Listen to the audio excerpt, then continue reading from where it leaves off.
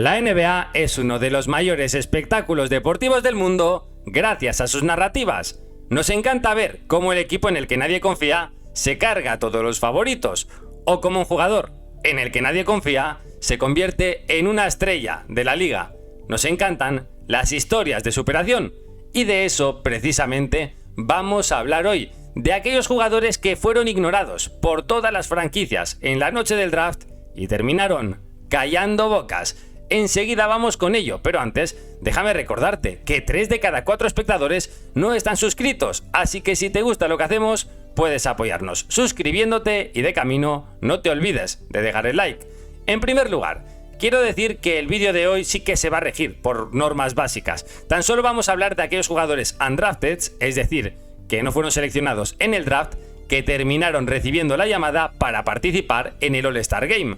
Además, para no liarnos, quiero añadir que solo vamos a hablar de jugadores que llegaron a la NBA tras la disolución de la ABA, es decir, a partir de 1976. Así que arrancamos, cogemos la máquina del tiempo y nos vamos hasta 1988, el año en el que el draft tuvo hasta 75 elecciones y 3 rondas, y en ninguna de ellas fue elegido John Starks. Después de 4 buenos cursos en la Universidad de Oklahoma, no levantó el interés de ningún equipo en la mejor liga del mundo. Pese a no ser seleccionado, los Warriors, eso sí, le ofrecieron un contrato para estar aunque sea en una plantilla NBA. Por supuesto, Starks aceptó, pero lo cierto es que no tuvo grandes oportunidades y se tuvo que ir en busca de minutos y relevancia a la CBA, otra liga de baloncesto profesional de Estados Unidos y Canadá que poco tiene que ver con la NBA de hoy en día. Tras 2 temporadas allí se revalorizó y volvió a recibir la llamada de la NBA, en esta ocasión de un equipo muy especial, los New York Knicks. Allí una situación muy particular permitió que Starks explotara todo su potencial.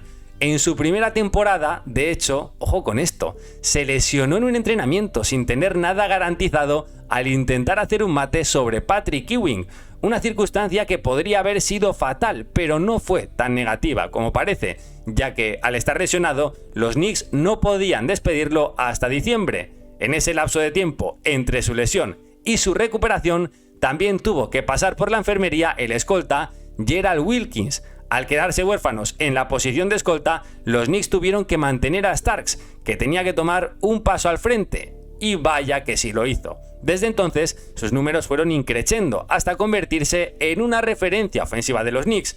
De hecho, con él como protagonista, acariciaron el anillo en el 94. Se pusieron 3-2 en unas finales contra los Houston Rockets de Hakeem Olajuwon. Pero un mal sexto y sobre todo séptimo partido de Starks con ese famoso 2 de 18 condenó a los neoyorquinos. Pese a la fatal conclusión de ese año, el 94 fue un curso muy especial para Starks, ya que fue nombrado All-Star. Finalmente, Starks volvió a los Warriors en el 99 en la recta final de su carrera, donde también jugó en Chicago y en Utah justo antes de retirarse en 2002.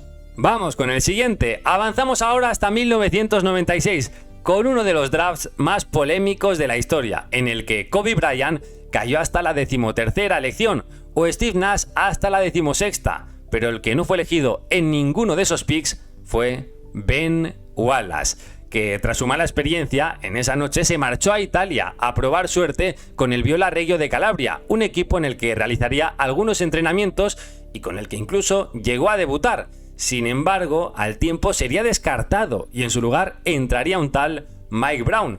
Con todo ello, terminaría firmando de rebote en los Washington Bullets su primer contrato NBA, un equipo en el que jugaría 3 temporadas. Las 2 primeras apenas tuvo relevancia, pasó totalmente desapercibido, pero por diferentes circunstancias, el tercer año tuvo un poco más de importancia y demostró ser una bestia física. Aún así, era un jugador totalmente prescindible, porque lo traspasaron a los Magics en un pack de 4 jugadores a cambio de Isaac Austin. En Orlando, Wallace tuvo margen para crecer y se asentó en la NBA. Le dijo al mundo que era un prodigio del rebote y la defensa. No solo jugó 81 partidos, sino que todos ellos lo hizo como titular. Su carrera cogía forma y al final de ese mismo curso volvió a ser el facilitador de un traspaso, el de Grant Hill a los Orlando Magic. Wallace, de rebote también, recalaría en Detroit. la ciudad en la que forjó su leyenda. Tras su año de adaptación, Ben Wallace se consagró como el mejor defensor de la NBA en 4 de las 5 siguientes temporadas y fue All-Star también 4 veces, de 2006 a 2009.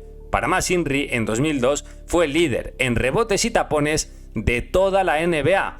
No obstante, la gesta más importante de Big Ben en Detroit es el campeonato, el anillo de 2004. Wallace fue la esencia de esos Bad Boys 2.0 que le dieron a los Detroit Pistons el último anillo de su historia hasta el momento.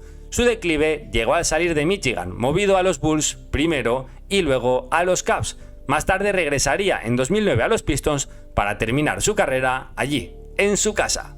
Seguimos ahora con un nombre quizás no tan sonado, el de Brad Miller, que en el 98 fue ignorado por todas las franquicias en la ceremonia del draft, y al igual que Ben Wallace, tuvo que marcharse a Italia, en esta ocasión también por el lockout, en un intento de revalorizarse. A los 3 meses ya recibió la llamada de los New Orleans Hornets y desde bien pronto demostró a la NBA que se había equivocado al no escogerlo.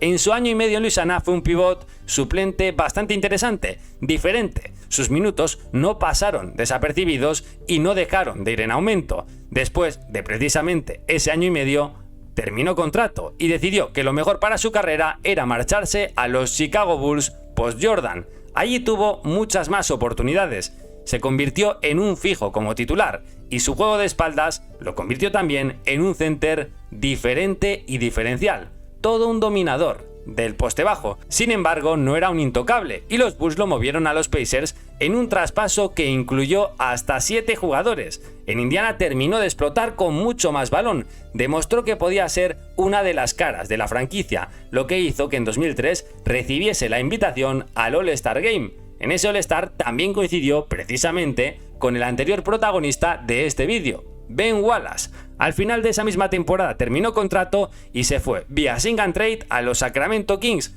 donde promedió un 14-10 y fue de nuevo All-Star. Precisamente en los Kings fue donde más brilló en toda la NBA, con varias temporadas por encima de los 10 puntos de promedio. Ya en 2009 recaló de nuevo vía traspaso en los Chicago Bulls y empezó un declive que terminaría en Houston y finalmente en Minnesota. El cuarto y último caso en el que un jugador undrafted se convirtió en All-Star es el caso de Fred VanVleet, y es que, como bien sabes, nadie lo eligió en el draft de 2016, probablemente por su físico. No obstante, VanVleet no se rindió y tuvo la oportunidad de jugar la Summer League con los Toronto Raptors. Les convenció lo suficiente como para al menos quedarse en contrato dual, y su primer año fue a caballo entre el equipo de la NBA y el de la G-League. Pero fíjate tú por dónde, que en el año siguiente, en 2017, Corey Joseph no sigue en los Toronto Raptors. Había sido el base suplente en el equipo y estaba bastante consolidado. Los canadienses, en su lugar, decidieron confiar en Fred VanVleet en ese rol. El jugador demostró precisamente al siguiente año todo lo que valía y se asentó ya sí, desde bien pronto, en la NBA. Pero es que un curso después, los Raptors tiran la casa por la ventana, hacen un super equipo y en medio de la temporada incorporan a Kawhi Leonard, lo que termina desencadenando en el campeonato, y Fred VanVleet es precisamente importantísimo en ese anillo de 2019 en ataque y también en defensa contra Stephen Curry. Desde luego, Fred VanVleet, un jugador cumplidor que siempre estuvo ahí y que aprovechó las diferentes bajas para ir ganando relevancia e ir subiendo escalones. No ha defraudado nunca y está constantemente dando pasos hacia adelante, algo que a estos niveles es muy complicado. En 2022, ya sin DeRozan, por supuesto, sin Kawhi, sin Lowry, sin Mark, sin Ibaka, se convirtió en la gran referencia de los Toronto Raptors junto a Pascal Siakam y firmó una temporada de más de 20 puntos, lo que le ayudó a entrar en el All-Star también por la baja de diferentes exteriores de la conferencia este. Ahora está en los Houston Rockets después de terminar contrato con los Toronto Raptors y firmar por el máximo. Estos son los 4 jugadores que no fueron elegidos en el draft y se convirtieron en estrellas de la NBA, pero en la actualidad también tenemos algunos muy importantes, por ejemplo Naz Reid, Dorian Finney-Smith, incluso Austin Reeves, Alex Caruso, Lou Dort, Caleb Martin, Derrick Jones, Duncan Robinson, diferentes piezas que están siendo muy importantes en la NBA de hoy que no fueron en su día protagonistas en la noche del draft. Oye, ¿ves a alguno de estos con potencial All-Star? Yo creo que no, pero bueno, te leo en comentarios. Hasta aquí el vídeo de hoy. Muchas gracias. Un abrazo.